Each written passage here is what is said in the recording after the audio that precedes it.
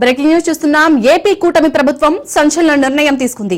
కాపు ఉద్యమకారులపై కేసులు కొట్టేసిన తీర్పుపై హైకోర్టులో అప్పీల్కు వెళ్లాలని ఏపీ సీఎస్ విశ్వజిత్ పీపీకి ఆదేశాలు ఇస్తూ ఉత్తర్వులు జారీ చేశారు. కాగా గతంలో తుని రైలు దగ్ధం కేసులో పలువురుపై కేసులు నమోదయ్యాయి. ఇందులో భాగంగా ముద్రగడ సహా పలువురుపై కేసులు కొట్టివేస్తూ విజయవాడ రైల్వే కోర్టు గతంలో తీర్పిచ్చింది. ఈ క్రమంలోనే జగన్ హయాంలో కాపు ఉద్యమకారులపై కేసులు కొట్టివేత జరిగింది. 2023 మే 1న విజయవాడ రైల్వే కోర్టు కేసును కొట్టివేసింది. 2016 జనవరి 31న రత్నాచల్ ఎక్స్ప్రెస్ పై దాడి జరగగా అప్పట్లో 68 మందిపై కేసులు నమోదయ్యాయి.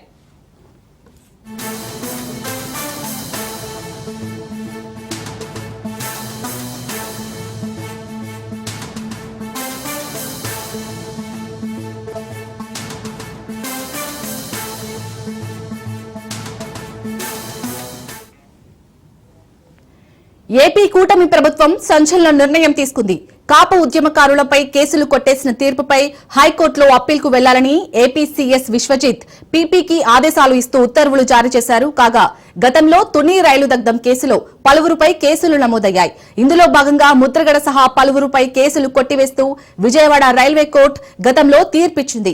ఈ క్రమంలోనే జగన్ హయాంలో కాపు ఉద్యమకారులపై కేసులు కొట్టివేత జరిగింది. 2023 మే 1న విజయవాడ రైల్వే కోర్టు కేసును కొట్టివేసింది. 2016 జనవరి 31న రత్నాచల్ ఎక్స్ప్రెస్ పై దాడి జరగగా అప్పట్లో 68 మందిపై కేసులు నమోదయ్యాయి. రైట్, ఇక ఇదే అంశానికి సంబంధించి పూర్తి డీటెయిల్స్ మా ప్రతినిధి క్రాంతి అందిస్తారు. క్రాంతి. యశాల్ని ఏపీ ప్రభుత్వం సంచలన నిర్ణయం తీసుకుంది. అటు కాపు నేతలపైన వైసీపీ ప్రభుత్వం ఎత్తివేసిన కేసులకి సంబంధించి ప్రస్తుతం పునర్విచారణ కోసం హైకోర్టులో అప్పీలుకు వెళ్లాలంటూ పబ్లిక్ ప్రాసిక్యూటర్ ఆదేశిస్తూ హోంశాఖ అయితే ఉత్తర్వులు జారీ చేయడం జరిగింది. ఇక కాపులకు 5% రిజర్వేషన్ డిమాండ్ చేస్తూ 2016లో తుని సమీపంలో ముద్రగడ పద్మనాభం సహా ఇతర కీలక నాయకుల ఆధ్వర్యంలో జరిగిన సభ కొంత ఉద్రిక్తంగా మారింది. అదే సమయంలో గుర్తు తెలియని వ్యక్తులు అటుగా వెళ్తున్న రత్నాచల్ ఎక్స్ప్రెస్ ని తగలబెట్టడం దేశవ్యాప్తంగా ఎంత సంచలనాత్మకంగా మారిన నేపథ్యంలో అప్పుడు అధికారంలో ఉన్న టీడీపీ ప్రభుత్వం దీనిపైన సీరియస్ గా స్పందించడం పడుతుంది.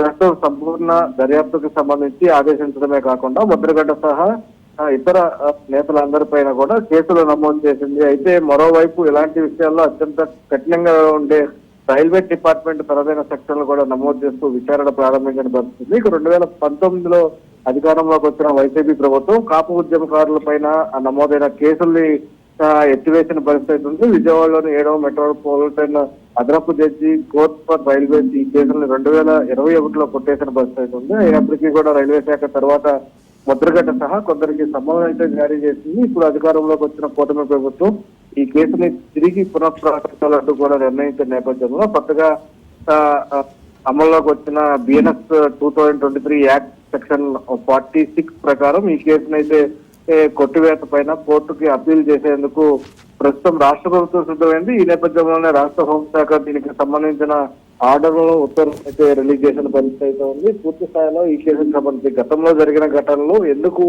ఈ కేసులు ఎత్తివేయాల్సి వచ్చింది, ఎత్తివేయడం వల్ల అక్కడ జరిగిన ఘటనకి సంబంధించి అటు రైల్వే కోచ్లు అప్పుడు ప్రయాణికులు భయాందోళనకు గురవడం, ఆ రైల్వే కోచ్ కూడా తగలడం, ఇలాంటి అంశాలన్నీ కూడా కొంత దర్యాప్తు సంబంధించి జరిగింది. ఈ నేపథ్యంలో ఈ దర్యాప్తుకి సంబంధించి మళ్ళీ హైకోర్టుకి అప్పీల్ చేసిన నేపథ్యంలో కోర్టు కనుక దీన్ని స్వీకరిస్తే ఖచ్చితంగా గతంలో ఏదైతే ముద్రగడ్డతో పాటు కొంతమంది కీలకంగా వ్యవహరించారో వాళ్ళందరినీ కూడా మళ్ళీ పునర్విచారించే అవకాశం అయితే కనిపిస్తుంది. పూర్తి స్థాయిలో వీటికి సంబంధించి ఖచ్చితంగా ప్రభుత్వం దృష్టి సాధించాలని చెప్పుకోవచ్చు.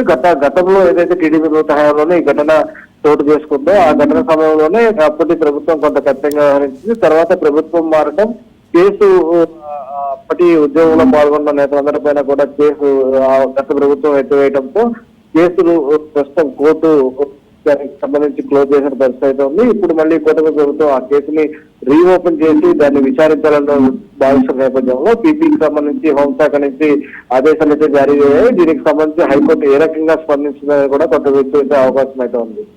Right, thank you Kranti.